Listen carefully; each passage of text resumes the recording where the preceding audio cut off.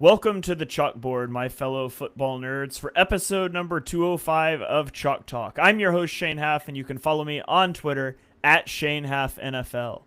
I'm joined today by the best co-host in the game. You've heard him on the Saturday morning spread right here on the Eagles Pinpoll Network. It is Mark Henry Jr.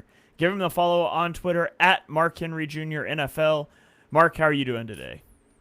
I'm doing great. It's about to be Red October on Saturday. The Eagles are 4-0.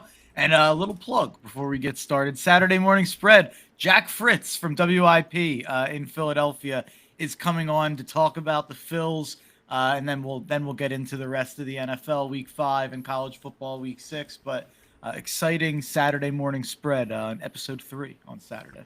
All right. Yeah, you guys be sure and tune into that on Saturday morning. What time are you going live this week? I think you were going to change the time.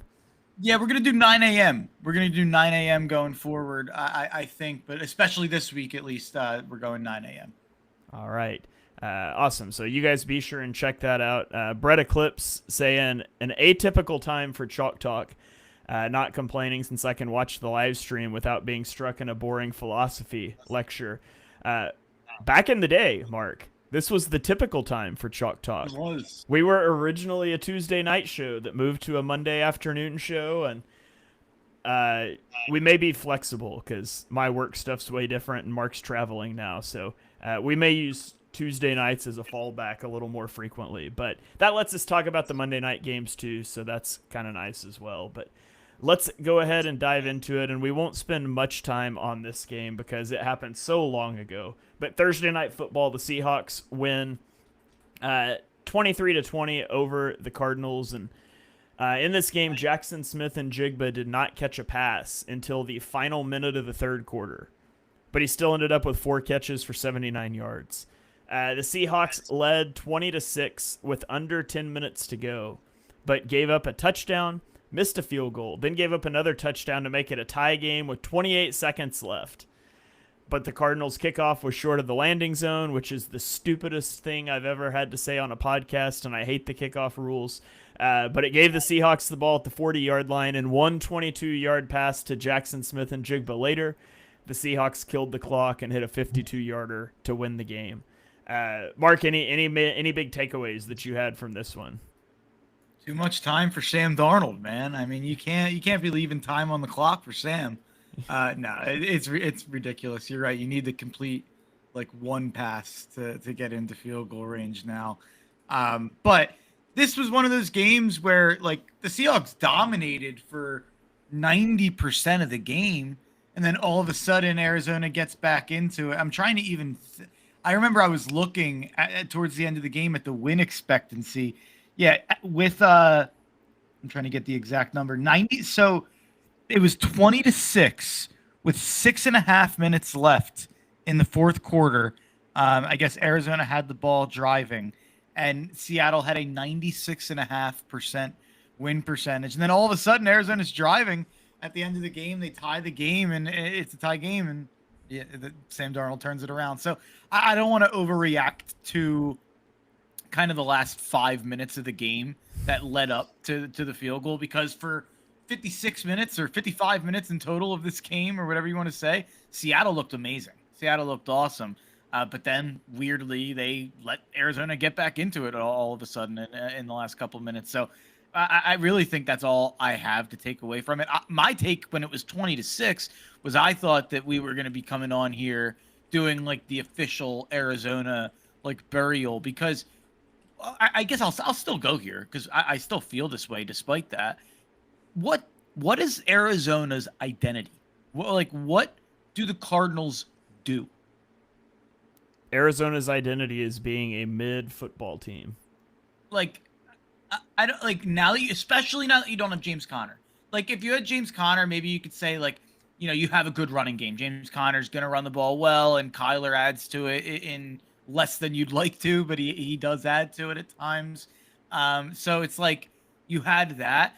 The stat that I had on Friday, they're now 3-10 in games that James Conner has been inactive since he joined the team in 2021. So when James Conner's out, Arizona has not been very good, and James Conner's out for the rest of the year. So I think that It's going to be a tough season for Arizona. I don't think that defense is anything special. I don't know what their identity is on offense. Marv had a better game, I guess, at the end here. But yeah, I'm not I feel like I crap on Arizona every time we talk about them, but the whole time I was watching this game, I just couldn't. I couldn't try to like. What do they do well? Yeah, not much. Nothing. Yeah. All right. Well, let's keep rolling along. Let's go to Dublin. For the early game on Sunday, the Vikings lose to the Steelers 21-24. A DK Metcalf 80-yard touchdown, followed by a Carson Wentz interception, made this game look like it was going to get out of hand early, but the Steelers never really put it away. And then back-to-back touchdowns in the fourth quarter pulled Minnesota really close, but they just couldn't seal the deal. And so I think one of my bigger takeaways from this game is Aaron Rodgers is just getting the ball out so quick. He threw the ball under 2.5 seconds on 72% of his passes. His overall time to throw was 2.17 seconds, which is the fastest he has had in the next-gen stats era. His average depth of target was also 2.6 yards, which is the lowest by more than a yard in the same time frame. And so Rodgers is getting the ball out tremendously quickly, not pushing it downfield. And, they're kind of relying on a defense, and they're executing the quick game well. Kenny Gainwell had a good game in this one. He had 99 rushing yards and 2 touchdowns for Pittsburgh and added 35 receiving yards. And then on the Vikings side, Carson Wentz still has the pocket presence of a blind man. He took 6 sacks, threw 2 interceptions. Justin Jefferson and Jordan Addison each had over 100 receiving yards, but they just couldn't sustain drives. And later in the game, they had a chance to drive for the tie or a win, and Wentz just fell apart. He threw intentional grounding. He had to delay a game. Just really bad stuff in key moments there from Carson Wentz. What were your thoughts on this one? The Kenny Gainwell game, 99 yards. What a nice surprise for Kenny. We talked about it, I think, in the offseason. I didn't want to let him go. I think he only got like $2 million. I would have liked to. I would have liked to keep him as the backup, but I think he might be the best running back there. They drafted Caleb Johnson, who was a guy I wasn't very high on, but once they drafted him, I assumed they would want him to win the job. And then the training camp was like a nightmare for Johnson. It didn't go well, and then he has, was it week 1 or week 2 where he had the really dumb the kickoff for week 2 where he had the really dumb thing. He didn't know he had to grab the ball. So he's been in Tomlin's doghouse, and then Jalen Warren gets hurt, and you think, oh, maybe at this point Caleb Johnson will get a chance. And no, Kenny Gainwell gets 19 carries and is way more efficient in those 19 than Johnson was with 6. So I think I said on our show last week, if I didn't say on our show, I said it on my show, the Steelers are going to be 5-1, and none of us are going to think they're any good. This was the tough test. They went to Dublin, won as an underdog. Now they have the bye. Next week, they get Cleveland. This is really unfair, by the way. No one cares because it's the Cleveland Browns.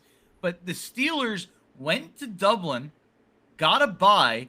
Cleveland goes to the UK to play Minnesota, who's already been there. And then Cleveland doesn't get a bye when they come back. They just go play Pittsburgh, who's coming off a bye. It's unbelievably unfair to Cleveland. But Pittsburgh's going to win that game. And then we've seen what the Cincinnati Bengals are. We're going to talk about that. The Steelers are going to beat the Bengals. And then it gets hard from there for the Steelers. But they're going to be 5-1, and no one's going to think they're good. Yeah. We got a great comment here from Brett Eclipse that Germans watching their first ever football game might think Kenny Gainwell is the best running back on earth. I did feel bad for Kenny Gainwell. 99 yards. The guy's never had a 100-yard game, and he stops at 99 yards. They should have gotten him one more carry. He needed that 100-yard game. Maybe he'll get it next week. Yeah, I think he's going to be the guy moving forward. Jalen Warren, I think he had, coming into this year, I think he had never had more than 15 touches in a game. So if they thought Jalen Warren was like a bell cow running back or a real legit starting running back, he would have been by now. So I think Kenny Gainwell has a legit chance here. Yeah. All right, well, let's keep rolling. Washington at Atlanta. Atlanta wins 34-27, and Michael Penix Jr. had a really bad game last week. But he was able to set that aside, and he bounced back in a big way against Washington's defense. He was 20 and 26 for 313 yards and 2 touchdowns. He did throw one interception.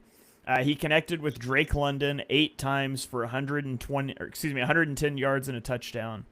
Bijan Robinson was also a huge factor. He only had 75 rushing yards, but he had 106 receiving yards.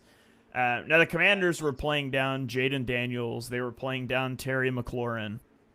Deebo Samuel put up good numbers. He had 6 catches for 72 yards and a touchdown.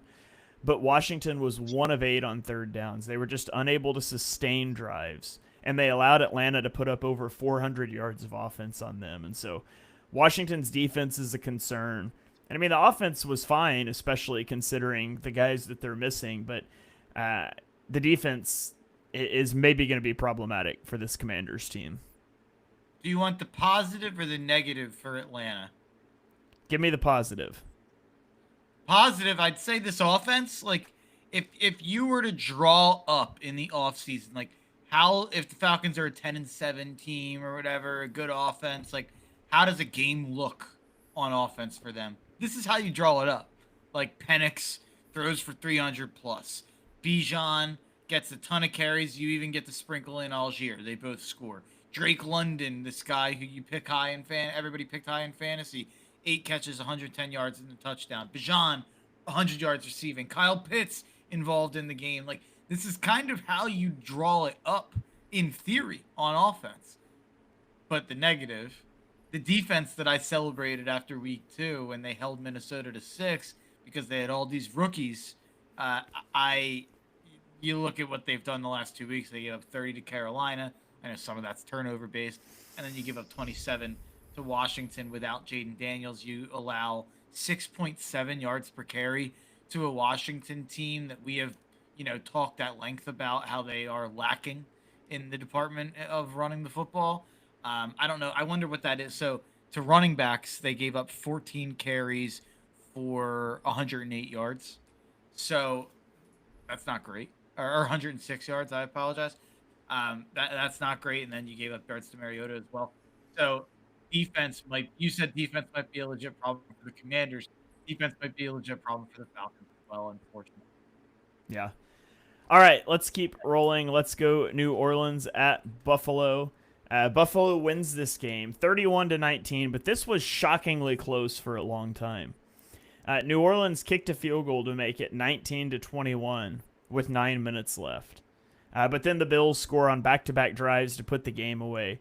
Josh Allen had a 27-yard scramble on a 3rd and 5, and then a 28-yard touchdown pass on the next play to basically give them some breathing room. But this game was in doubt, which is not something you expect of Buffalo against New Orleans, especially at home. But James Cook rushed for 117 yards and a touchdown. He had 18 receiving yards. The Saints were able to run the ball on the Bills. They rushed for 189 yards on 34 carries, which is 5.6 yards per carry. But a Chris Olave interception, yes, I said that right. A Chris Olave interception took points off the board in the red zone. And then Spencer Rattler misses a wide open Brandon Cooks in the end zone later in the day. And the game just gets away from the Saints because they could have won this one. The Bills are allowing a league worst 160 plus yards on the ground per game. And in this one, they allowed 165 yards after contact, the 3rd most by a team in the next-gen stats era. So some shockingly bad numbers in run defense there for the Bills. What's your takeaway on this one? Someone had a good question. Who loses the game first between Buffalo and us? I'm trying to pull up the schedules simultaneously so I can see week by week. Buffalo goes New England at Atlanta, bye week at Carolina versus Kansas City. So they're not in serious jeopardy until week 9. I think that Kansas City game probably is a loss. Yeah. I'm guessing. Yeah. I'm going to go Kansas City as a loss, and I think the Eagles lose the next week in Green Bay. So my take is they both get to... I've talked about this a lot on Twitter, but I think the Eagles are going to be 8-0. So that means the Bills would get to 5, 6, 7. They get to 7-0. So Yeah. one Yeah, game before. I kind of look at that in the same way, honestly. Although, I just can't believe in Minnesota with Yeah, any yeah, of the quarterbacks on their roster. So yeah. yeah.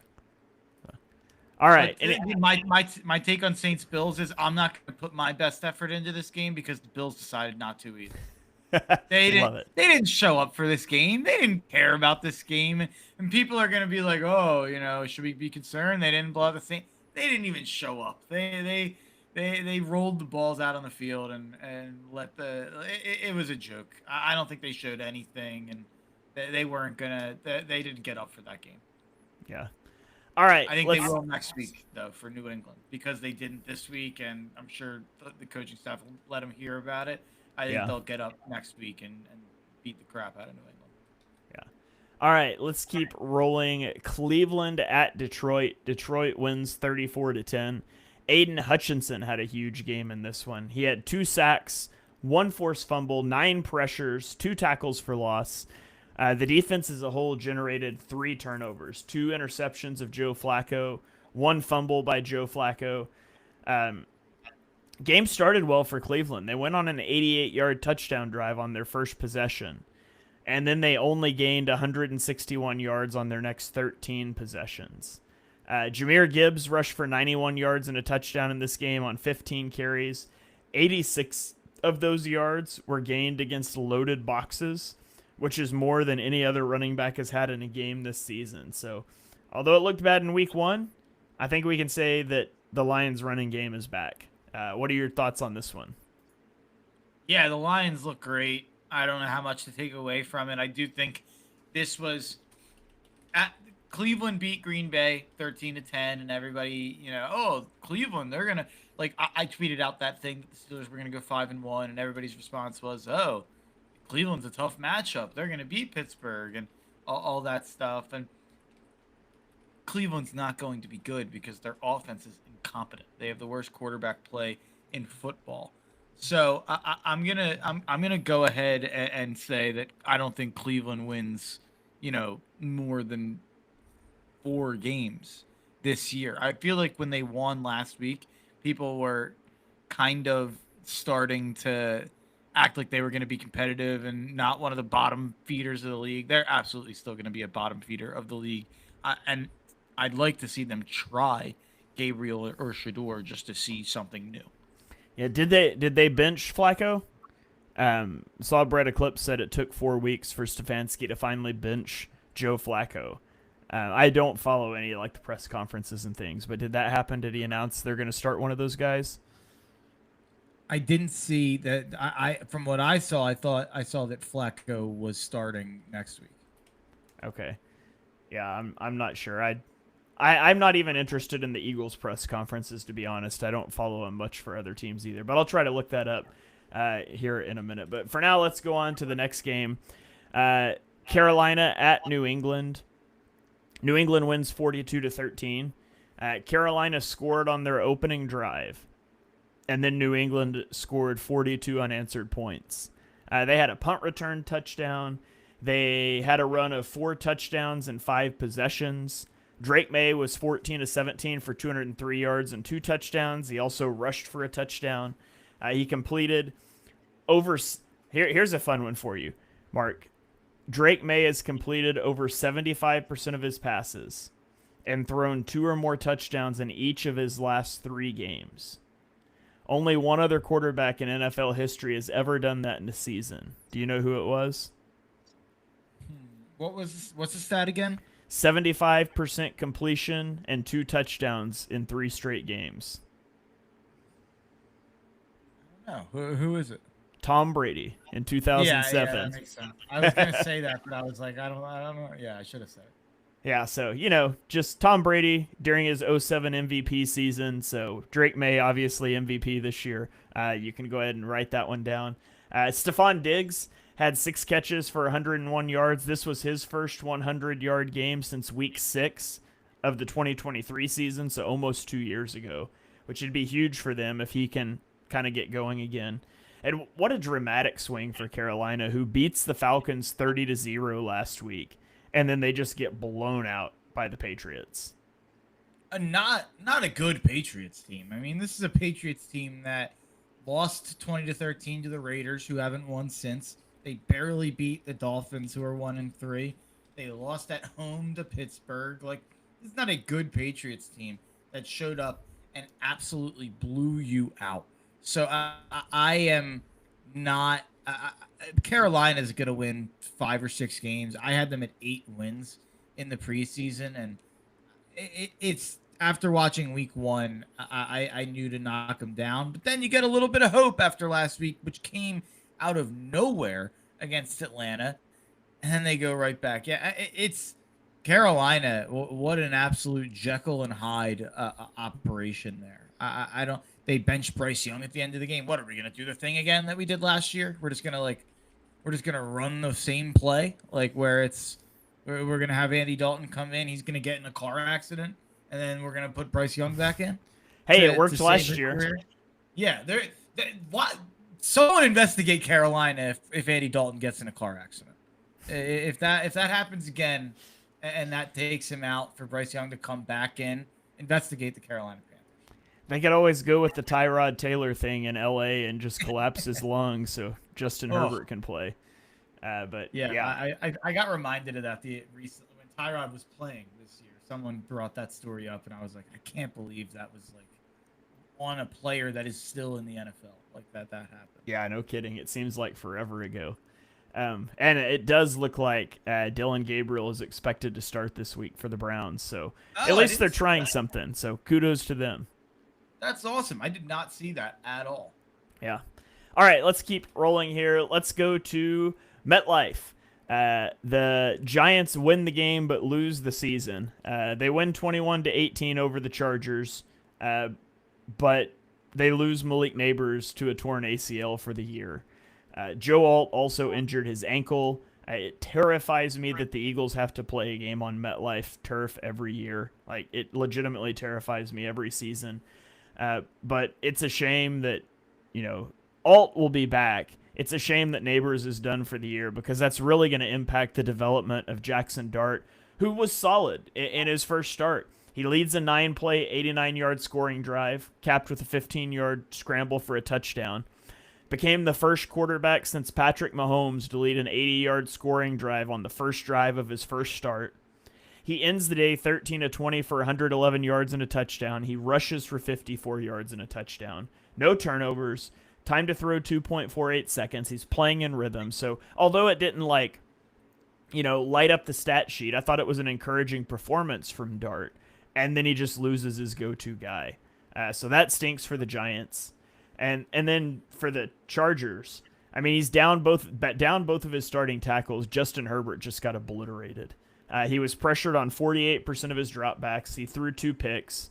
The run game worked, surprisingly. Omarion Hampton had 12 carries for 128 yards and a touchdown. And it was a close game, but they stayed way too pass-heavy, and that surprised me. Because it surprised me how pass-heavy they've been all year because we thought that Harbaugh was going to come in and just, run the I formation. And so it surprised me how pass-heavy they've been, but with the run game going and a total inability to pass protect, I was really surprised that they didn't run the ball more in this game.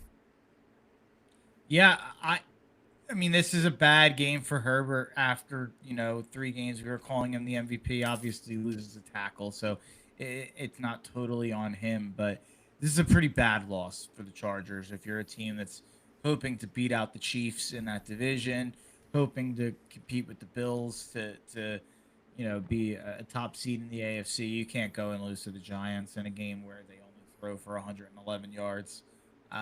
It's not, or 119 technically, if you want to add Russell Wilson's 8 yards. But I was shocked by this result. I was shocked that the Chargers didn't figure something out in the passing game or just to get down the field. And you look at the box score, and it's hard to believe that they lost the game. They outgained them by 90 yards. That they were just much more efficient on offense. Big penalty disparity, 14 penalties to 8 penalties, but 107 yards to 43 yards in favor of the Giants there. So this was a game that I had the Chargers money line in a parlay, and I kind of was tracking it on the side, and the whole game I was just like, how how are the Chargers not winning? And obviously, outside of the Dexter Lawrence interception, which gave the Giants a field goal, they didn't even fully capitalize on that in scoring a touchdown. But yeah, I'm willing to just shrug my shoulders and shrug it off as a weird game and not ding the Chargers too much. They came across the country.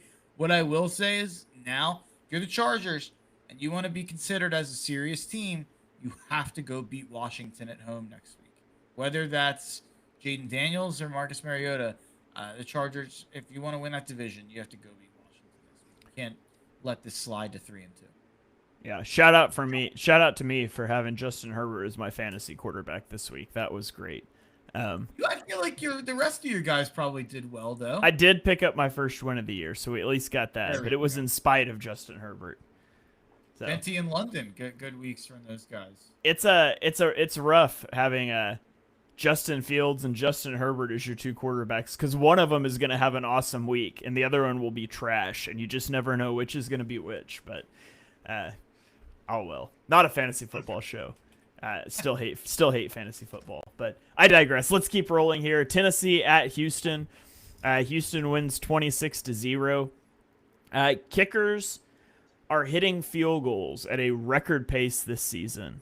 And meanwhile, the Titans are missing multiple 40-yard field goals in the same game en route to getting shut out.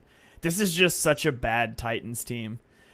Brian Callahan gave up offensive play calling duties this week, and it just didn't matter. Cam Ward was 10 of 26 for 108 yards with a pick. The interception did at least go off of a receiver's hands. Alec Manor hits him in the hands. It wasn't the only drop on the day either. But this Titans, there's just nothing to talk about there. You can't even evaluate the quarterback. It's so bad. On the Texans side of things, the Texans are really struggling to run the ball.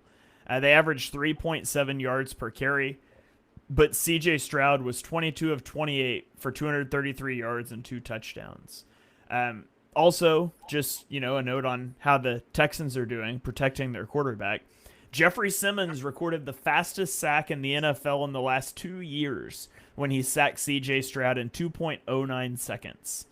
But the Texans do get their first win of the season. This is crazy, Mark. The Texans are 1-3, despite allowing only 12.75 points per game.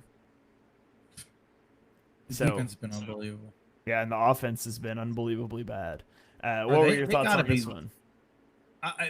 I'm curious. Are these the two lowest scoring teams in the NFL? I'm looking at it right here. No, Houston's actually 4th lowest. Tennessee is lowest with 51 points through 4 games. That is an embarrassing average. Houston is 64 at least. Good for Houston. But Tennessee is one of those. We have almost every year we have one of them, but just a truly dreadful 1-win, maybe 2-win team that they are not going to be competitive in most of their losses. Brian, it's nice to have a true bozo head coach to laugh at. Like, I think it's good for football to have just an absolute bozo that everybody can point at and say, you're not very smart. And it makes us all feel better because it makes us feel like we could probably go do that and not be much worse than Brian Callahan. And I don't know if that's true, but man, I don't know how you could do much worse than what Brian Callahan's doing. You're putting up 0 points. You're getting blown out. Your defense is giving up 30 plus twice or 26 plus 3 times. You're getting mad at media members weekly.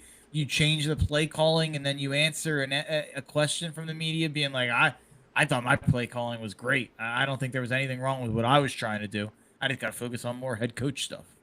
It's like, that isn't what you say. But yeah, he is a true bozo in a way that I don't know the last head coach we've had that has been this big of a bozo. Yeah. I'm trying to think like dumb head coaches that have been fired the last couple of years. Like Joe Judge, big time bozo. Yeah. In a different way though.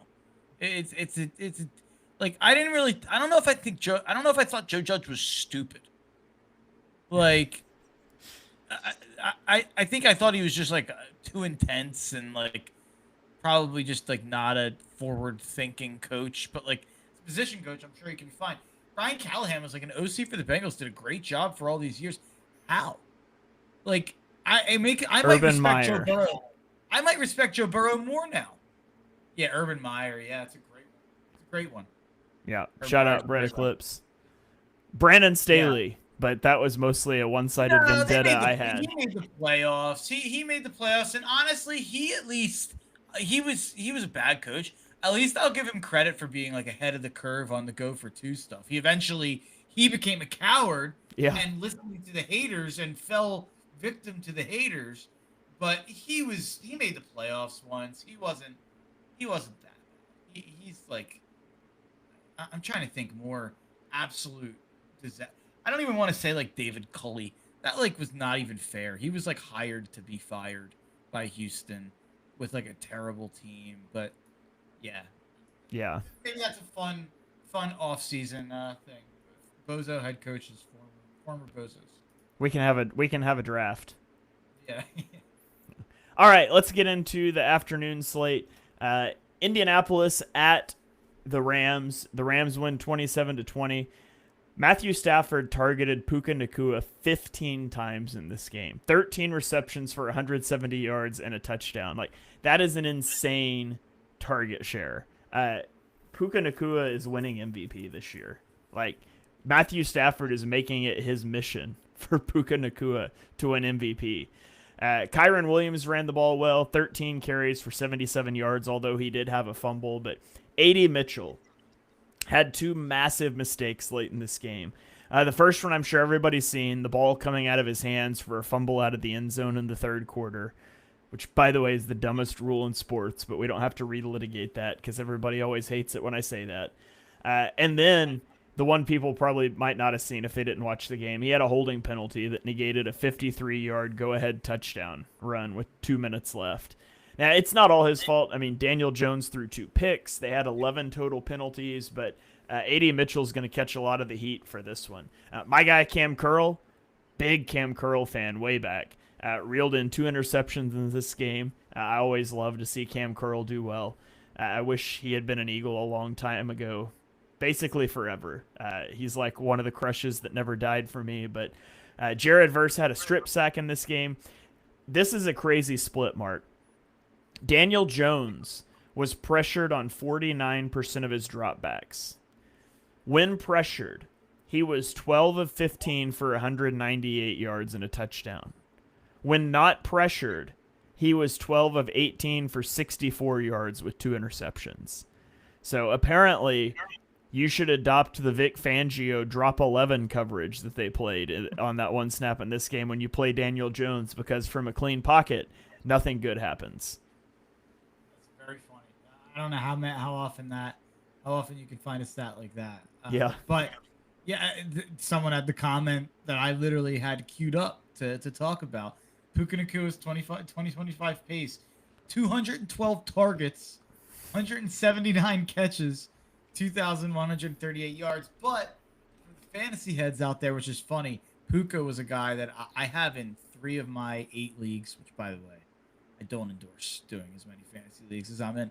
But so Puka's on almost half of my teams. I'm heavily invested in Puka, especially for a first round pick guy. I'm heavily invested in Puka. And part of the answer that I was giving all year as to why you should draft Puka is you look at how successful he was down the stretch last year, and he did all that. I think he was wide receiver 2 on a points per game basis. He actually, if you look at the games he played, he was better than Justin Jefferson last season, and he did all of that scoring 4 touchdowns.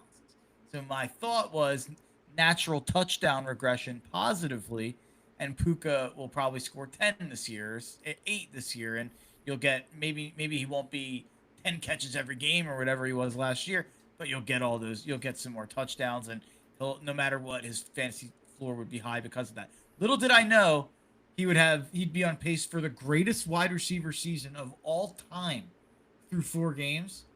Is 1 touchdown. He might just not score touchdowns. Puka, he's your guy to get you from the your own one to the other one, but then you take him off the field. Apparently, useless in the red zone. Apparently, but yeah, he might be the best receiver in football. Like right now, today, might be better than Jefferson and Jamar. He's that good. But yeah, I actually walked out of this game probably feeling worse about the Rams and better about the Colts. I don't know if that's dumb. I bet the Rams in this game. Rams -3.5. They cashed for me. Thank you, Rams. But I really thought the Rams were going to come out and smack the Colts. I thought this was going to be like a, the Colts can beat the bad teams and they can beat up the bad teams and they can beat the middle of the pack teams. But when it came to the top 5, top 7 teams in the league, you would see that the Colts were clearly not in that group. The Rams let them hang the whole game, and the Colts would have won this game if A.D. Mitchell didn't, lose his brain for the game. So I actually walk out feeling better about the loser and worse about the winner in some ways. So I don't know what that says. I still think the Rams are good. But for instance, like the Rams are 6-point favorites this week against San Francisco. 6.5 I'm seeing on some books on Thursday Night Football. That seems excessive. Am I wrong? I don't know. I'm not a big believer in San Francisco. I think I wouldn't want to bet that spread, but I'm not a big believer in San Fran. So a Purdy set up practice. Oh, Purdy's iffy then. Okay. I just kind of assumed since Purdy played that he'd play on Thursday night, but maybe that's why. Maybe that's. Are we sure they shouldn't be playing Mac Jones to begin with? I think Purdy's better, but I do think Mac is a great backup. Like I don't think I would still bet Niners plus 6.5 if it's Mac. I think Purdy's better, but it was a rough game for him. And that's the next one here. We'll get into it, but Jacksonville at San Francisco. Jacksonville wins 26-21, and Purdy comes back off of the injury, and he turned the ball over 3 times, which is gonna kill you from that kills Shanahan. He just wants a guy that will execute his offense and not turn the ball over. Purdy throws 2 picks. He had a fumble. Devin Lloyd had both of the interceptions for Jacksonville. My big thing about the 49ers, Christian McCaffrey continues to be totally ineffective as a runner. He had 17 carries for 49 yards. But he also continues to be dominant as a wide receiver. He had 6 catches for 92 yards and a touchdown. And I don't know what that means, but it's been a pattern throughout this season. On the Jags side, Travis Etienne had a really nice game, rushed for 124 yards and a touchdown on 9 carries. I just find myself with a lot of questions about both of these teams. What were your takeaways on this one? I thought this was a great win for Jacksonville. I'm planting my flag, and I think I've been here all year, and I liked the hire. I'm a full-on conehead after him going after Robert Saleh for keep my name out your mouth, like he's Will Smith. I thought that was one of the funniest things of all time. The Cone Saleh beef I think is fantastic. I think coach beef is always good. Harbaugh Schwartz, the handshake that went too far back in the day, that was legendary. Harbaugh and Carroll in college, where Harbaugh, I think he called a timeout to like fake spike and run up the score on USC, and Pete Carroll came to the 50 and Harbaugh had his hands stuck out, and Carroll wouldn't shake it and went, "What's your deal, man?" And that's so for a long time Harbaugh would make jokes about "What's your deal, man?" But I love coach beef. And this was some of the best coach beef you'll find. I think Robert Saleh told him he was going to kill him for saying "keep my name out of your mouth," which I guess I don't know. But I did think Robert Saleh's answer today. Which, by the way, today, that's totally okay, and the NFL won't do anything about it. But they'll throw a 15-yard flag for stepping over a guy's ankles every single time. But I digress. The taunting thing. Oh, I mean, I guess this is just like as good as places than any. The taunting. Who is asking for this? Who, like, the NFL is coming down on it. Why? Who is like, this is setting a bad example for our youth? Like, who cares. It is unbelievable. Like, the NFL cares? Why? Like, give me the reason why the NFL cares if a guy goes after an incomplete pass. It makes absolutely no sense to me. It gives them an opportunity to find guys. That's why. I don't think Troy Aikman's a good official or a good announcer. But what I will say, I don't know if you saw that clip going around. I actually watched 0 of the Broncos-Bengals game. I was locked in Jets-Dolphins and then fell asleep. But Troy Aikman was on Broncos-Bengals, and they called a meaningless flag up 21-3. And he's like, yeah, if we slow it down and watch it in slow-mo, yeah, there's probably a flag there. But we're throwing a flag anytime we see anything remotely that could be a penalty. It's making the product unwatchable. And I will say, this week felt like there were flags. There were so many flags in every game. I mean, we talked about who was the game that with the 14 flags to the 8 flags. I think that was oh man, what game was that? That was the Chargers Giants. That was the Chargers Giants game. There's 22 flags in that game, and there's just so it's the way that these games are being officiated. It is taking so much of the rhythm out of these games, calling every little ticky-tack thing and adding 2 taunting calls a game, it feels like, or at least 1 a game, adds just another thing that sets an offense back or gives an offense the free field goals sometimes.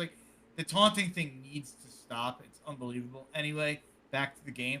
I do think that what do you think of the sign stealing thing in general that Robert Saleh brought up? And for anyone who doesn't know, Robert Saleh said that Liam Cohen and he called his own. To be fair, I think this is the one thing that's been lost in this. Saleh did say the Shanahan types. Even though Shanahan's the head coach on the team he literally works for, he did when he initially mentioned Liam Cohen, he said that Shanahan and McVay do the same thing. But Liam Cohen took issue with it, which makes you think, maybe they're doing something that's maybe not above board. But what do you think of the whole sign stealing accusation? And then Saleh came out today to say that he was not accusing them of anything illegal. He's like, maybe I should have used a better word. But he's like, I think what they're doing is pretty impressive. But interesting nerd stuff. My official take, get better signs. Yeah, I kind of agree. I'm a big baseball fan. Have the wild card series on my TV right here. This is a thing over decades and centuries in baseball. That's you steal signs if you can. You don't want people using technology to do it, obviously. But right, that's where it becomes the NFL probably has to now. The NFL is going to have to look into it now because Saleh said it and because it became a topic. The NFL is probably going to at least look into it. So it's interesting. But yeah, I generally agree with you, and that's always my stance in baseball as well. Yeah. By the way, just looked up penalty numbers while we were talking about that. Penalties are up 12% this season compared to last year. So small sample size, but up 12%. And it's happening in college as well. I will say, I this Saturday, the 3:30 slate in the SEC, there was it was Auburn, Texas A&M, and Ole Miss, LSU. I don't know how many flags were in each game, but it felt like every positive play for either team, there was flag, it's coming back. And the worst, I do think it's a bad thing for football as a sport that anytime a good play happens, you can't even celebrate without being like, wait. Oh, okay, it counts. When you get to that point, you know that the game has had no rhythm to that point. Yeah, for sure. So, all right, let's keep rolling and let's go to Kansas City. So Baltimore goes to Kansas City. They lose 37-20. Xavier Worthy returned in this game, and his presence was definitely felt. He was the Chiefs' leading rusher with 38 yards on 2 carries. He was their leading receiver with 83 yards on 5 receptions. And the Chiefs scored on 7 of their first 8 possessions in the game. Patrick Mahomes threw for a season-high 270 yards and had 4 touchdown passes to 4 different receivers. And it's hard to tell if that's because the Chiefs' offense just improved that much or because they played the Ravens' defense. Because the Ravens' defense is terrible, and the Ravens are in an awful spot. They're 1-3 now. Lamar had a bad game against Spags, blitzes. He throws a pick. He had a bad 4th down throw for a turnover. He had a fumble. Then he injures his hamstring and left the game, and now supposedly is going to miss 2 to 3 games, which means you have games against the Texans and the Rams the next 2 weeks. And by the way, Ronnie Stanley left this game in the first quarter. The defense is missing Marlon Humphrey, Roquan Smith, Nate Wiggins. I think it's pretty likely the Ravens are going to be at 1-5 after they lose to the Texans and the Rams, and that's going to be a tough one to dig back out of. They could legitimately lose this division to the Steelers, and it's the first time I've really thought that. I am not there yet. It'll depend on how many games Lamar misses. So let's look at their next 3 games. They play Houston at home, LA at home, Chicago at home, and they get at Miami. If they can go 1-2 in these next 3 games, and that would put them at 2-5, I would still think that they can go ahead and win that division. So I think Pittsburgh's winning 9 games. I think we know. Of course, yeah. Of course. But as is written in the stars, I think Pittsburgh's going 9-8. So Baltimore just has to get to 10 wins. So they have to go 9-4 the rest of the way, which I feel like might sound like a lot when you consider that they're 1-3. But I think they're going to do it as long as Lamar gets healthy and looks like himself. I think, yeah. Someone asked a question: is it insane? Mark, you're kind of in and out. You might have to get a little closer to your mic. Thank you for letting me know. Yeah. Commenter said, "Is it insane to think that Baltimore needs a franchise soft reset?" I just think they need a good receiver, and like you commented, I think more than anything they just need to get healthy. But I watched a thread that none of Baltimore's route runners can get open in man coverage. None of their guys can get open in man coverage. So people are just getting manned up, and there's nothing for Lamar to do. We've talked for a long time about how they just don't have true legit wide receivers. They have Zay Flowers, and then who? Like old man DeAndre Hopkins and Rashad Bateman, and the corpse of Mark Andrews, and Isaiah Likely just played his first game of the year coming off of a big injury where he didn't get any catches. Like I'm concerned about Baltimore. I don't think they're a contender. I don't think they're going to the Super Bowl or anything like that. And they were my pick before the year, so that's certainly something. But I still think that they beat out Pittsburgh to get to the playoffs. But the real story of this game, I actually don't think is Baltimore. I think it's Kansas City. I think they're back. I think they're unfortunately fully back. It's Buffalo or Kansas City coming out of the AFC. Yeah, as it always is, it feels like. And it's probably Kansas City. I mean, if we're just being honest, it's probably Kansas City. Yeah, Buffalo will beat them in the regular season, lose in the AFC Championship game. So, all right. So someone said this league philosophy of deprive your star quarterback of a serious wide receiver weapon is really annoying. I agree on Baltimore.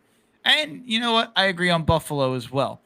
Mahomes, though, I get that they did that a couple of years ago and won the Super Bowl with it.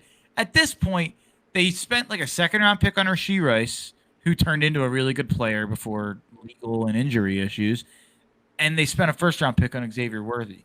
So I do think that the Chiefs recognized that was a problem and tried to fix it, and then Worthy missed time and Rashee Rice missed time, and so it's like it looks like that, but I think we're going to be quickly like, oh man, Mahomes has weapons again. I think that's going to be the story that comes out in 3 weeks when Rice is back. It's hard to fix a team when you're drafting from the bottom of the round every year.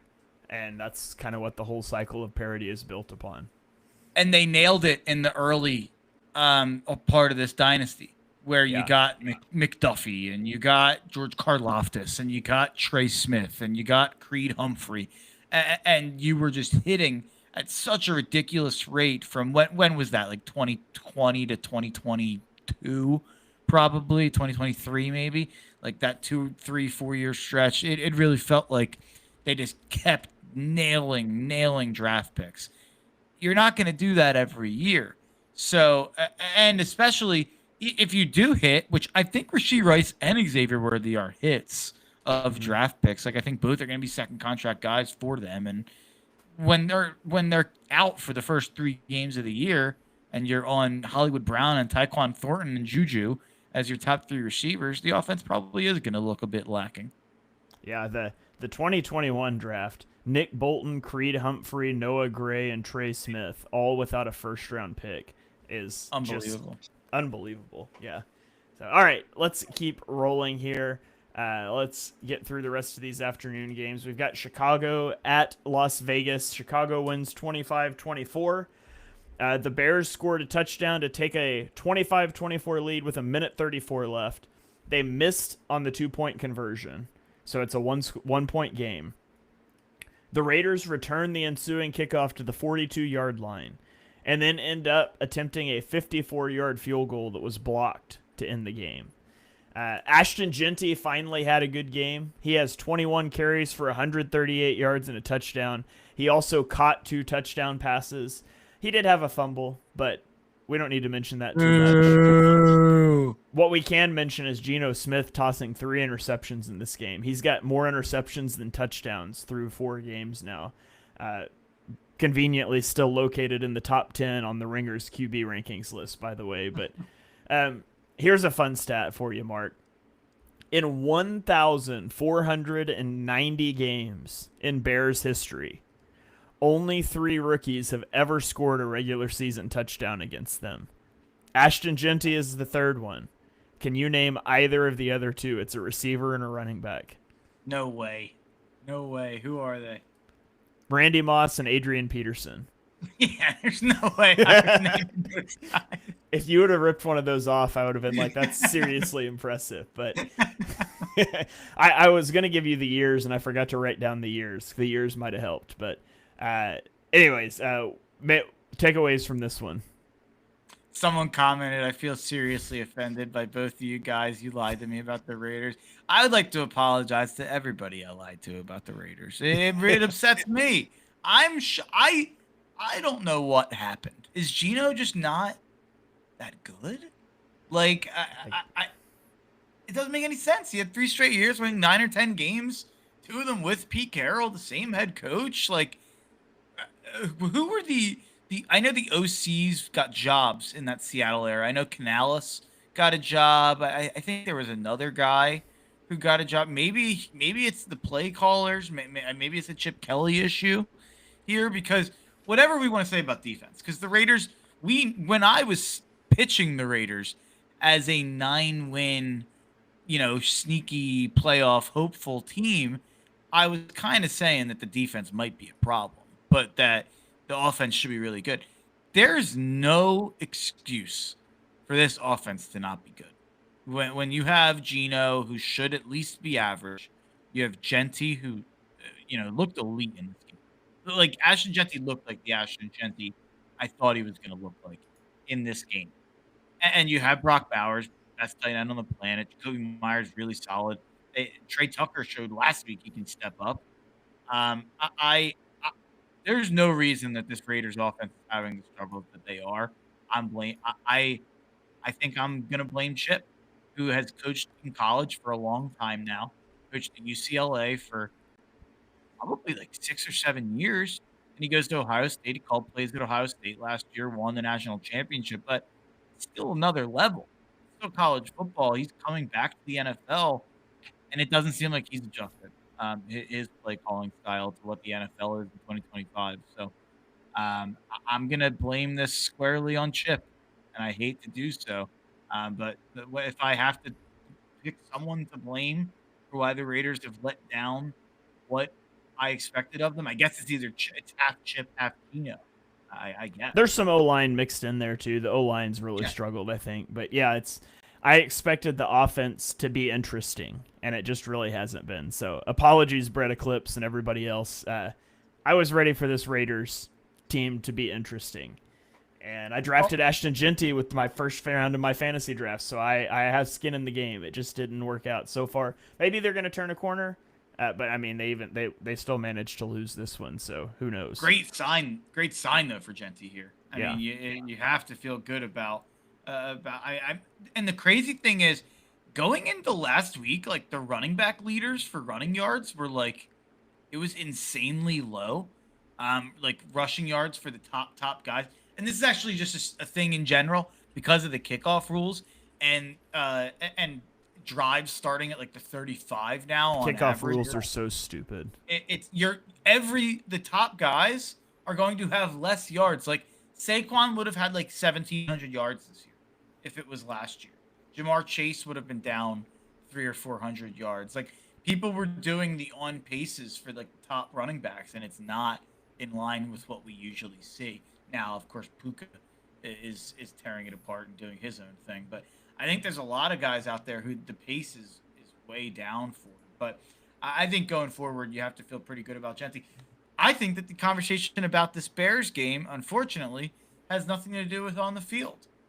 What did you think of the Ben Johnson interaction with the sideline reporter?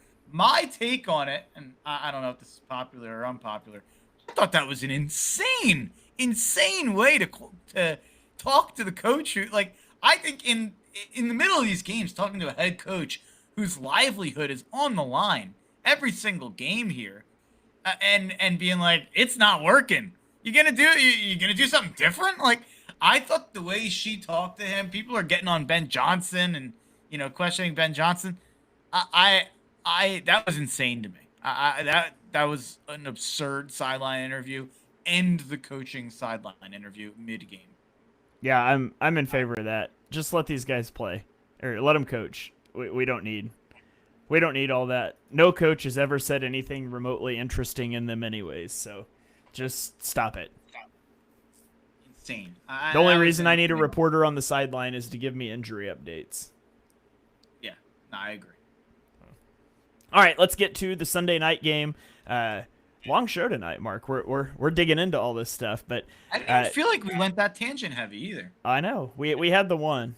We usually have more than one though. Maybe we spent a lot more time on the one, and I don't even remember what it was about now. But that's all right. Sunday night football, Green Bay at Dallas. This game goes to overtime and ends in a tie, which is so.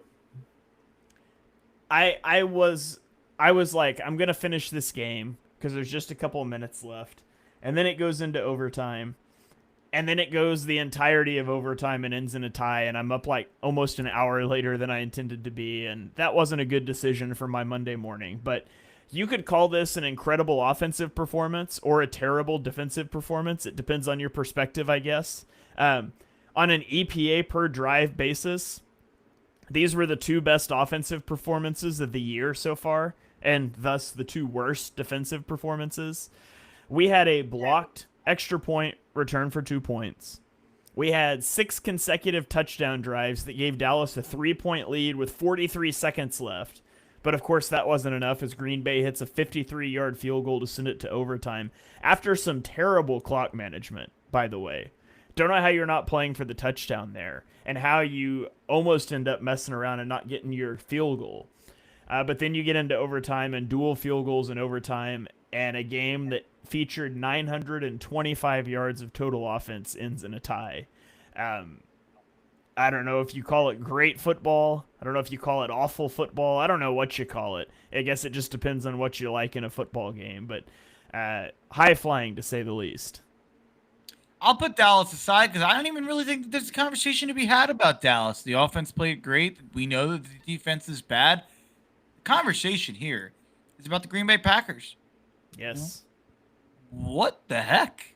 Yeah. Like, I thought this defense was going to be one of the best in football. You shut the Lions down in week 1. You shut Jaden Daniels down in week 2.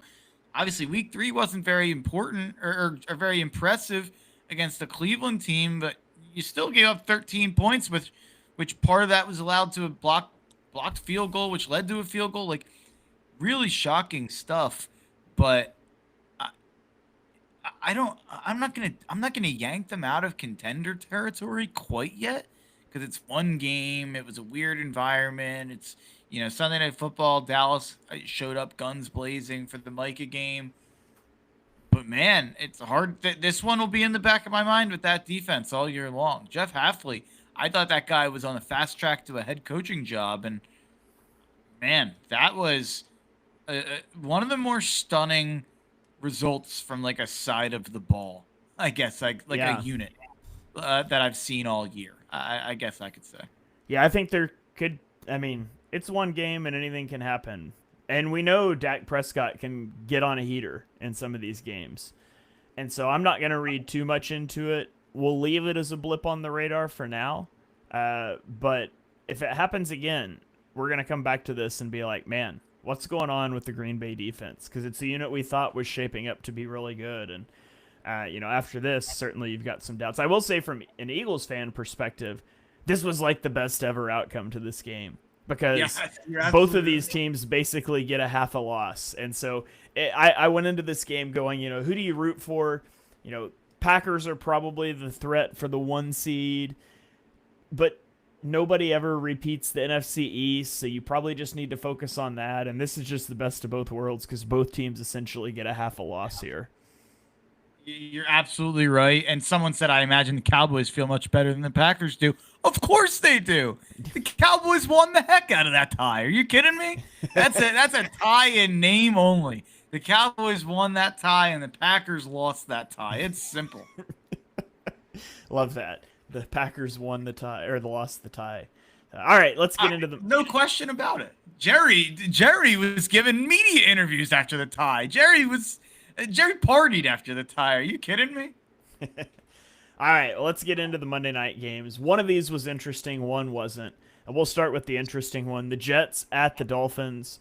The Dolphins win 27-21, so they now have a win. The Jets are still winless at 0-4. Darren Waller came out of retirement to sign with an 0-3 Dolphins team, and he caught 2 touchdown passes. He only had 27 yards, but he had 2 touchdowns. The Jets turned the ball over 3 times. Braylon Allen fumbled near the goal line, and then Miami went on a 96-yard touchdown drive. The Jets fumbled again on their next possession, and they fumbled the opening kickoff in the second half. They committed 13 penalties. They outgained the Dolphins by 104 yards, but they shot themselves in the foot too many times. Justin Fields was 20-27 for 226 yards and a touchdown. He also rushed for 81 yards, including a 43-yard touchdown, which is his 4th touchdown run of more than 40 yards in his career, which ties Lamar Jackson and Cordell Stewart for the most ever by a quarterback. Also, a lot of injuries in this game. Tyreek Hill tears his ACL in this game. He's done for the year. Braylon Allen was also injured, filling in as a kick returner, which doesn't even make sense because he's a power back.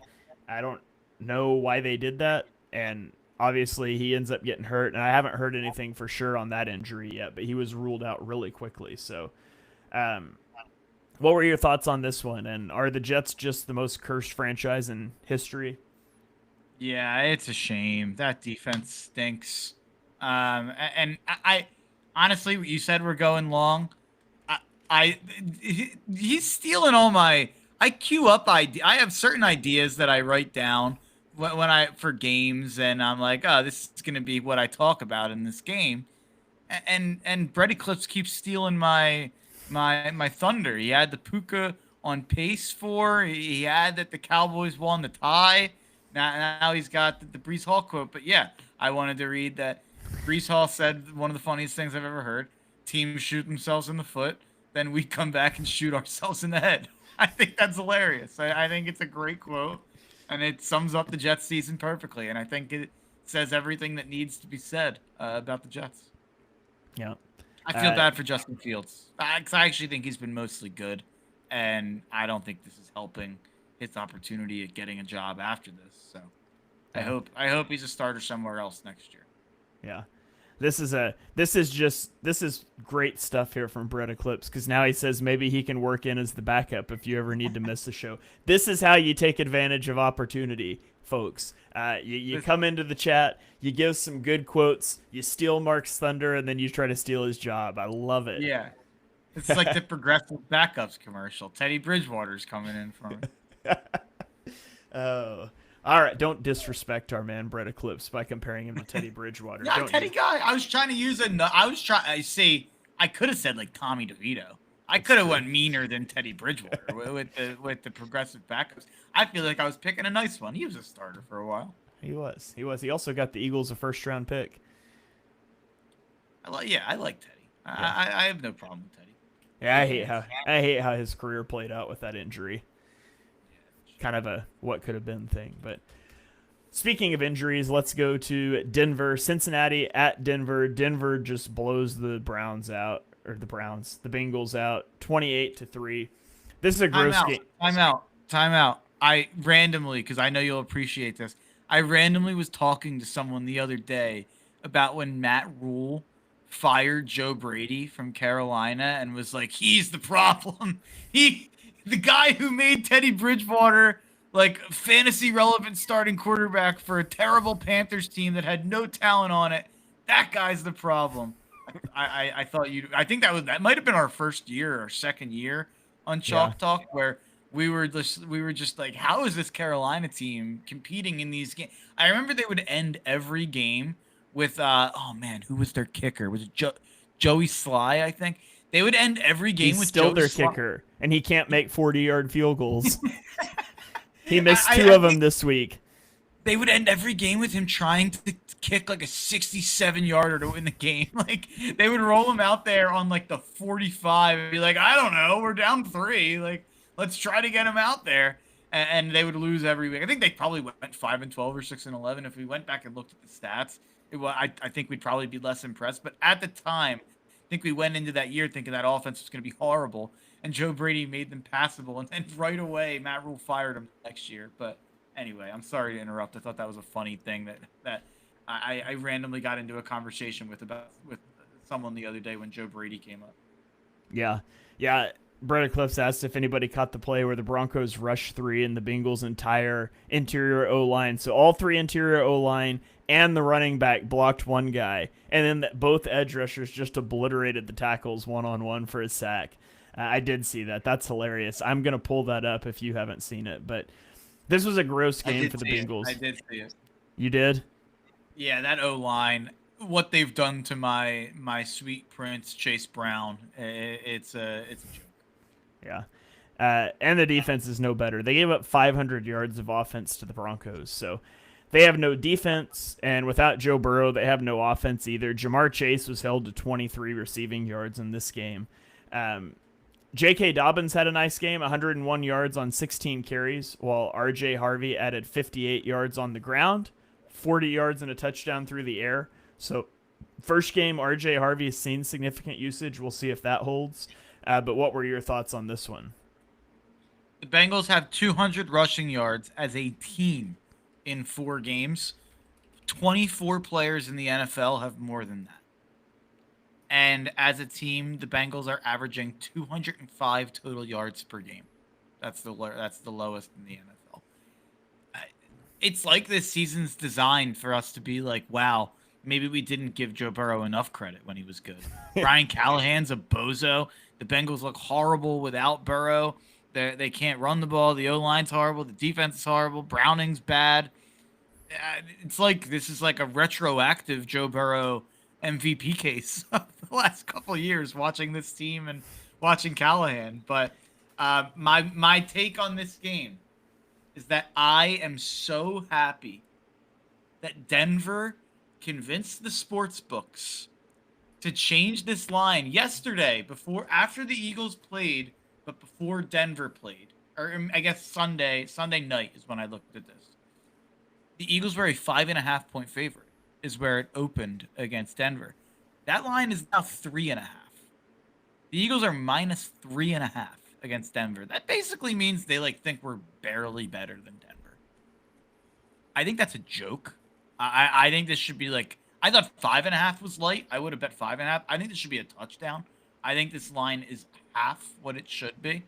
And I think the Eagles show up next week, especially with Denver on a short week, playing Monday into Sunday, which is something I always like as a gambler, fading the teams that play off Monday Night Football. I am happy and thankful to the Cincinnati Bengals for being so incompetent that they propped the Broncos up enough that Vegas dropped the line 2 points. All right, so there you go. Shout out to the Broncos, hopefully making Mark some money this weekend. So that is going to about do it for our Week 4 recap show. At a new time on Tuesday night. We might be on Tuesday nights a little more frequently moving forward, but we'll be sure and let you guys know about that. But Mark, before we get out of here, do you have any final thoughts that you want to fire off? Final thought? Yeah, I'll just say final thoughts. The Jags are going to beat the Chiefs on Monday Night Football next week. How about that for a final thought? Ooh, all right. Jags taking down the Chiefs. Right after you said the Chiefs were back. That's they bold. are back. I do think the Chiefs are back as a contender, but I think they throw people off the scent. They lose next week. they lose next week, and then they get Rice back. Is it so next week's week? Oh no, it's still 2 games away. But they'll split. They play Detroit the week after. So these next 2 games I think are tough. Then they go on the run. Once they get Rashee Rice back against the Raiders going forward, I think then is when the Chiefs fully unlock themselves. But I think we got a taste of it against Baltimore. I think we will get more of it, but not against the Jags in Jacksonville. That Jags team should be 4-0. And I should have said this in the Jags portion of this show, but I think I got sidetracked by the 49ers. The Jags are going to be 4-0, or should be 4-0. They're going to be 4-1. All right.